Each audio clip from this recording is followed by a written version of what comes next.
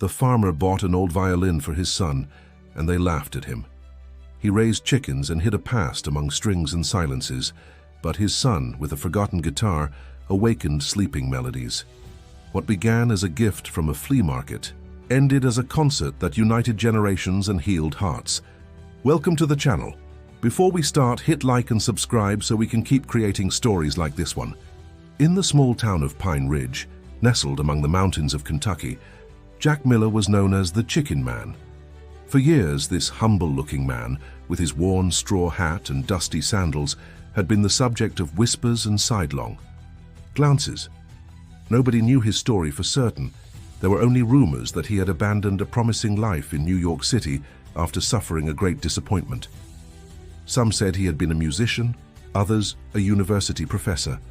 The only thing everyone knew was that he now lived on the outskirts of town, in a small house with a chicken coop, selling fresh eggs at the local market and raising his son Ethan alone, an 8-year-old boy with curious eyes and a shy smile. Jack spoke little, worked hard, and did everything possible to ensure his son grew up far from the pressures he himself had once experienced. "The simple life brings peace," he would murmur, while feeding his chickens at dawn, with Ethan always watching him in silence. One Sunday morning, during the traditional flea market that set up in the town square, something unusual happened. Jack, who rarely bought anything beyond what was necessary for survival, stopped in front of Mrs. Carter's stall, an elderly woman who sold antiques and curiosities she collected from abandoned houses in the region. Among rusty candlesticks and frames without glass, there was something that caught his attention: an old dark wood guitar with mother-of-pearl inlays, loose strings and varnish deteriorated by time. It had a small crack in the soundboard and looked more like a decoration than a functional instrument. "How much for the guitar, Mrs. Carter?" he asked in a voice rarely heard in public. The old woman seemed surprised. "That old thing, I found it in the Wilsons' attic when they moved to California. $50, Jack, and it's yours." Without haggling, something extraordinary at the flea market, Jack pulled some crumpled bills from his pocket and handed over the money with the care of someone handling a treasure. He took the guitar as if it were made of crystal and returned home with Ethan following him, intrigued by this unusual behavior from his father. That afternoon, as shadows lengthened over the hills, Jack carefully cleaned the guitar in the backyard. Ethan watched, fascinated. He had never seen his father handle anything with such care. "Is it for playing music, Dad?" the boy asked. Jack nodded, with a melancholy smile that Ethan had never seen before. "Wood has memory, son. This guitar has stories to tell. It just needs someone to listen." When he finished cleaning it, he placed it in his son's hands. "It's yours now." Ethan didn't know how to react. His small fingers could barely span the neck of the guitar, and he had never heard live music, only the songs that played on the old kitchen radio or the ballads that men sang in the square on Sundays. "But I don't know how to play, Dad," he said, confused.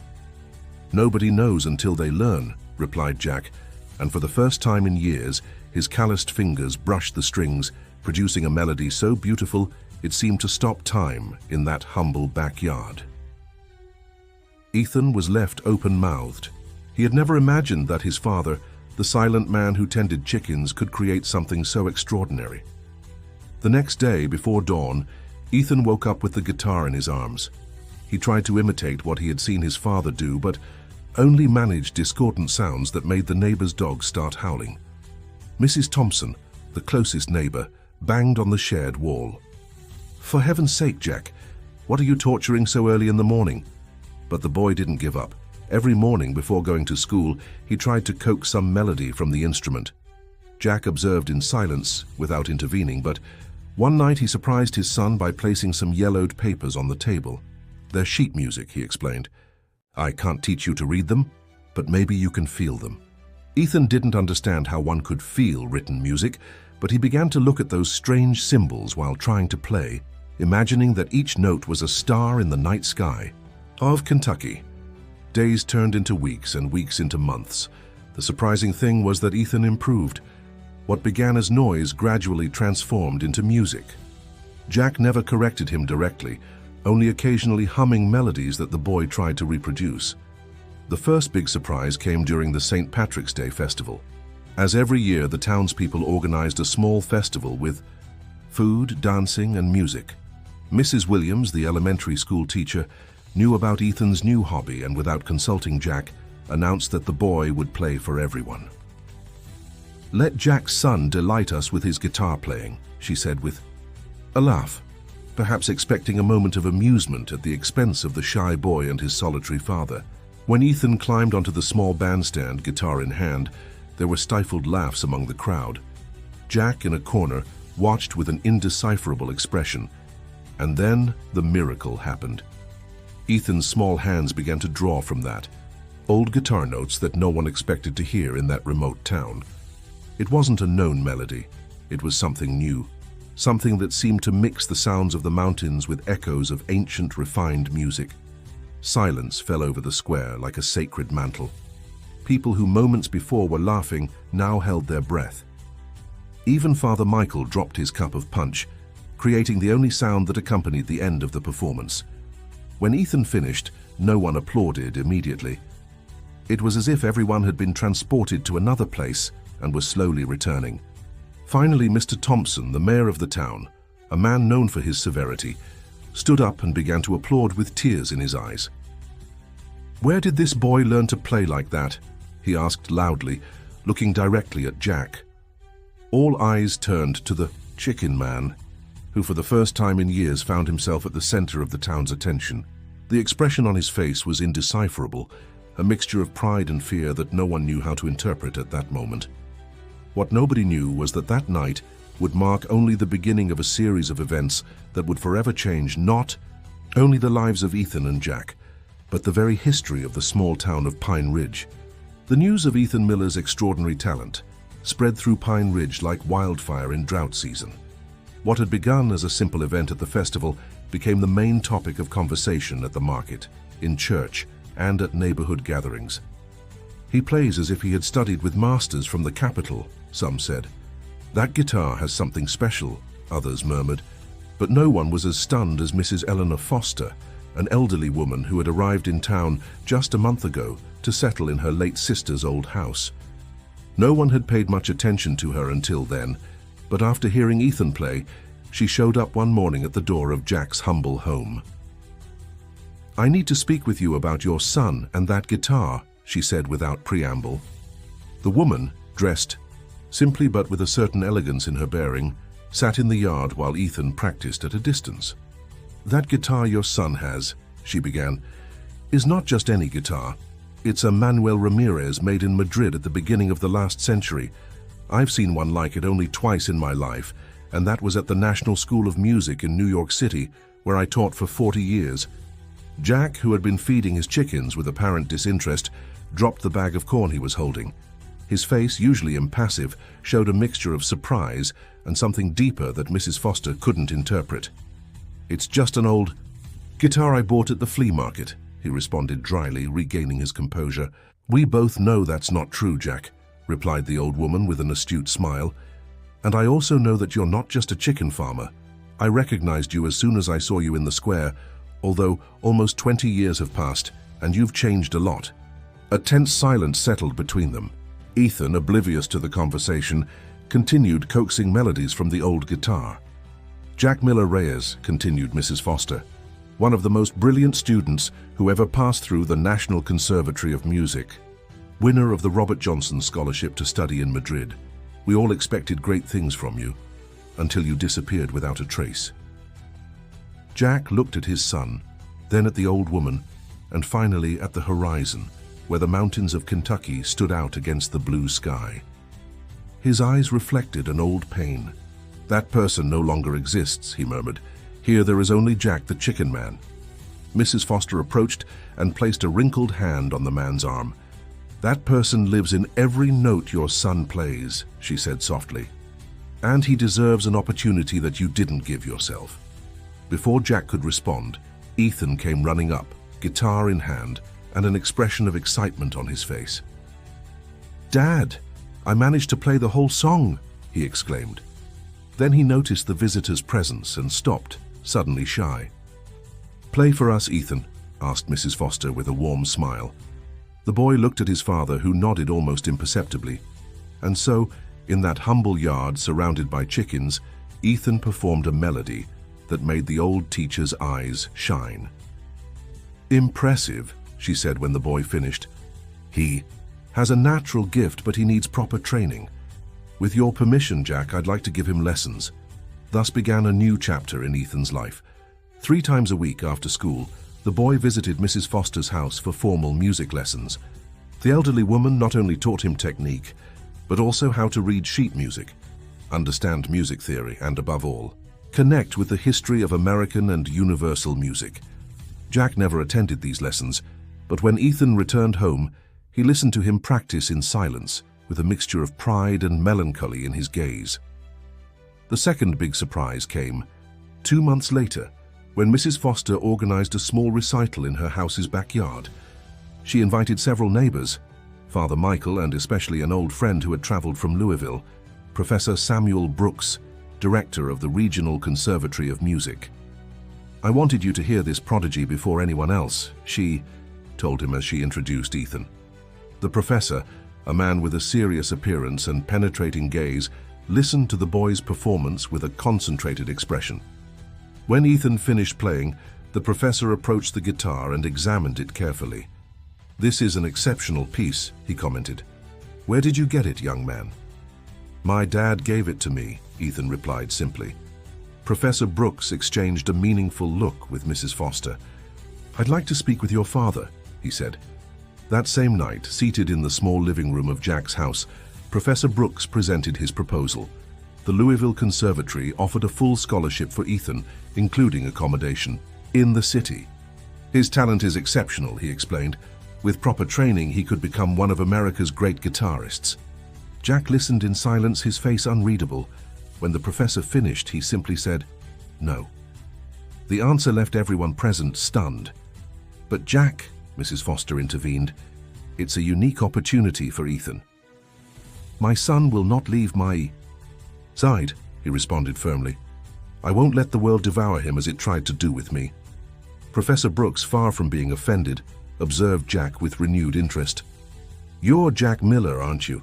The prodigy who disappeared almost 2 decades ago." Jack didn't respond, but his silence was confirmation enough. "Your story is legendary in the American musical world," continued the professor. "Some say you couldn't handle the pressure, others that it was due to a romantic disillusionment. No one really knows what happened after your last concert in Madrid. And no one cares," cut in Jack. "That life is behind me." Ethan watched his father with wide eyes, processing this revelation. He had never imagined that this silent man who tended chickens had had another life, another identity. "I respect your decision," Professor Brooks finally said, "but at least allow me to offer you an alternative. Classes in Louisville on Saturdays. We can send transportation to pick up and return Ethan the same day. You can accompany him if you wish." Faced with this proposal, Jack seemed to hesitate. He looked at his son, who was watching him with a mixture of confusion and hope. "I'll think about it," he said finally. That night, after everyone had left, Ethan found his father sitting in the yard, contemplating the stars with the old guitar in his hands. "Is it true, Dad? Were you a famous musician?" Jack sighed deeply. "A long time ago in another life," he replied. "Why did you give it up?" asked the boy. "Because I believed music was everything, and I forgot to live," said Jack. "When the pressure, expectations, and demands became too great, I broke. I lost my way, my purpose, and then I came here to start over." "Do you regret it?" Ethan persisted. Jack looked at his son with infinite tenderness. "I could never regret what brought me to you," he answered. "But I fear you'll make the same mistakes I did, that the world will demand so much of you that you'll end up forgetting why you love music." Ethan sat next to his father and placed a hand on the guitar. "I won't forget it," he promised, "because you gave it to me." That conversation marked a turning point. The next morning, Jack informed Mrs. Foster that he accepted Professor Brooks' proposal with one condition: he himself would accompany Ethan to all his classes in Louisville. And so, every Saturday, father and son embarked on the journey to the Kentucky capital. where Ethan received lessons from the best teachers at the conservatory, while Jack waited patiently, sometimes listening from a distance, remembering a life he thought he had left behind forever. What no one suspected was that that guitar, apparently found by chance in a town market, hid a secret that was about to reveal its true value, not only economic, but sentimental, triggering a series of events that would definitely change the destiny of both. The transformation of Ethan Miller, the chicken, man's son, into a student at the prestigious Regional Conservatory of Music in Louisville caused a sensation in Pine Ridge. The entire town seemed to have become a proud family that followed his progress. Mr. Thompson, the mayor, even proposed creating a small annual music festival inspired by the boy's talent. "We'll put Pine Ridge on the cultural map of Kentucky," he declared enthusiastically. But the real revolution was happening silently inside Jack's small house. The walls, previously bare, were now decorated with sheet music and photographs of great American guitarists that Professor Brooks sent to inspire Ethan. Music had returned to inhabit that space, and with it, something seemed to be slowly awakening in Jack. Sometimes, when he thought no one was watching, his fingers would drum on the table following the rhythm of the melodies his son practiced. The revelation that would change everything came 6 months after Ethan began his studies in Louisville. During a masterclass with Maestro William Harrison, a luthier and internationally renowned musician visiting the conservatory, something unexpected occurred. The maestro, upon examining Ethan's guitar, was paralyzed. "Where did you get this instrument?" he asked in a broken voice. When Ethan explained that his father had bought it in a town market, the maestro shook his head in disbelief. "This isn't just a Manuel Ramirez," he explained. "It's the Guardian, a legendary guitar that belonged to Thomas Harrison, my grandfather, one of the great interpreters from the golden age of classical guitar in America. It disappeared almost 20 years ago after his last concert in Spain. It was believed to be lost forever.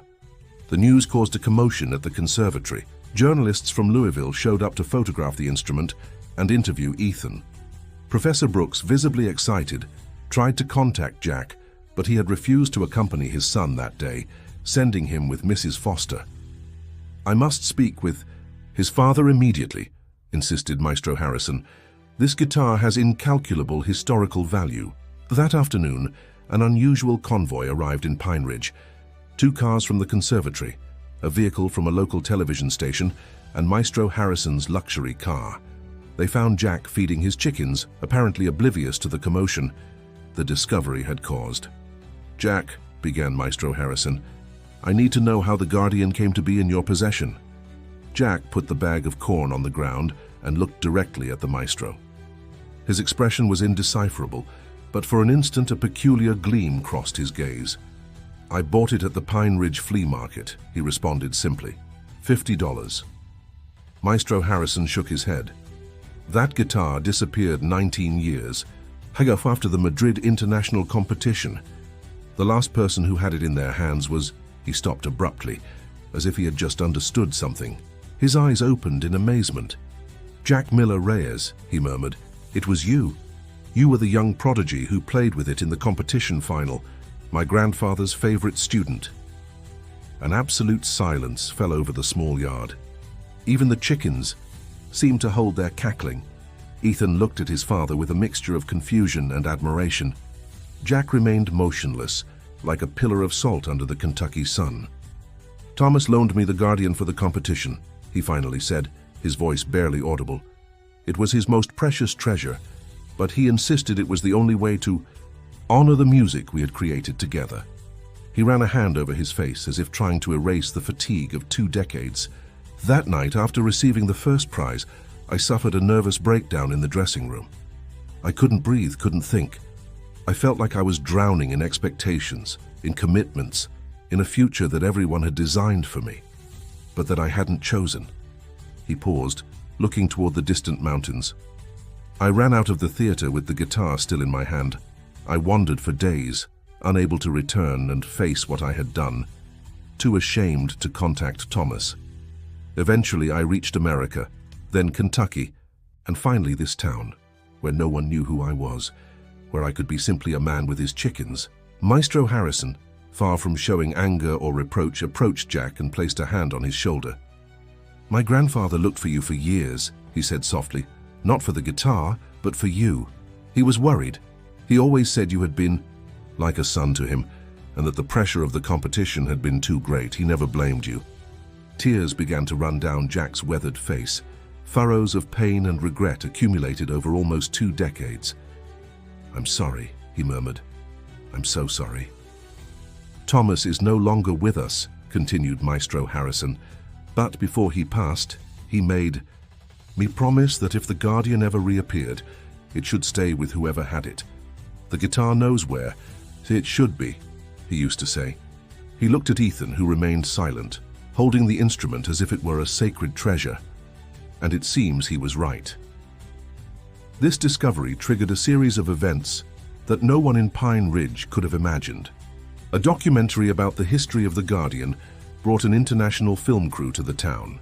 The National Conservatory of Music in New York City organized a special concert to celebrate the reunion with the legendary guitar and extended a formal invitation to Ethan to perform a piece. "But only if his father accompanies him on stage," added the conservatory director. "This story belongs as much to him as to the boy." Jack resisted at first. "I don't play anymore," he insisted. But one night, when he thought Ethan was asleep, he took the Guardian and his fingers began to dance over the strings, awakening melodies that had slept for years in the deepest part of his heart. His son watched him silently from the doorway, with tears in his eyes. "Please, Dad," he said the next day, "play with me at the concert." And so 3 months later, the unthinkable happened. Jack, the chicken man, stepped onto a stage again, this time alongside his son. The Avery Fisher Hall in New York was completely full. Among the audience were his former professors, conservatory classmates, and neighbors from Pine Ridge who had traveled especially for the occasion.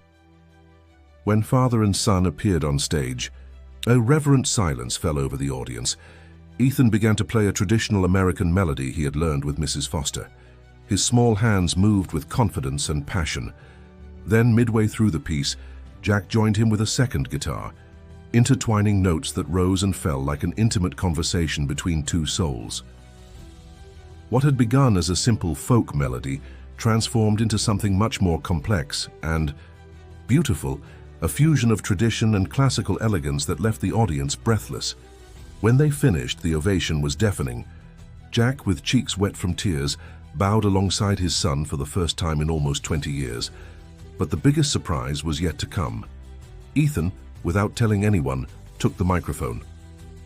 "I want to share with you an original composition," he said in a clear voice. "It's called The Secret of the Guardian, and it's dedicated to my father." What followed left Jack paralyzed with amazement. The melody his son began to perform contained fragments that he himself had composed for the Madrid competition, themes he had never played in front of Ethan, notes that seemed to come from the very soul of the Guardian. As if the guitar had kept the music inside its wood during all those years, waiting for the right moment to reveal it. When Ethan finished, Maestro Harrison approached the stage, visibly moved. "The guitar has chosen," he said, handing Ethan a document. "This is a certificate of authenticity for the Guardian, along with its complete history. From today on, it officially belongs to the Miller family, as my grandfather would have wished." The concert marked the beginning of a new chapter for the Millers. Jack didn't return to the grand stages, but he accepted a position as a teacher at the music school that the conservatory opened in Pine Ridge, thanks to Professor Brooks' management and the mayor's support. There, he taught children who, like Ethan, dreamed of speaking the universal language of music. The old house with the chicken coop gradually transformed. The chickens were still there, but now they shared the space with students who came to receive classes from the Guardians of the Guardian, as the townspeople had begun to call father and son. Ethan continued his studies in Louisville, traveling each day from Pine Ridge, always accompanied by his father. His talent flourished under the guidance of exceptional teachers, but he never forgot where he came from. "Music isn't in luxurious theaters or applause," he would often say, repeating the words his father had finally shared with him. "It's in the heart that listens, in the hands that create, in the silence that allows sounds to have meaning. And each night, when they returned to their home in the mountains of Kentucky, Jack and Ethan would sit in the yard under the stars and let the Guardian tell its stories, the guitar that was once lost and found, like the talent that had slept for years in the heart of a man who raised chickens, patiently waiting for the moment to awaken and remind the world that true music, like the deepest love, never really disappears. It just waits for the right moment to sound again. "Wood has memory, son," Jack would repeat, gently caressing the aged body of the Guardian. "And our story is engraved in these strings forever."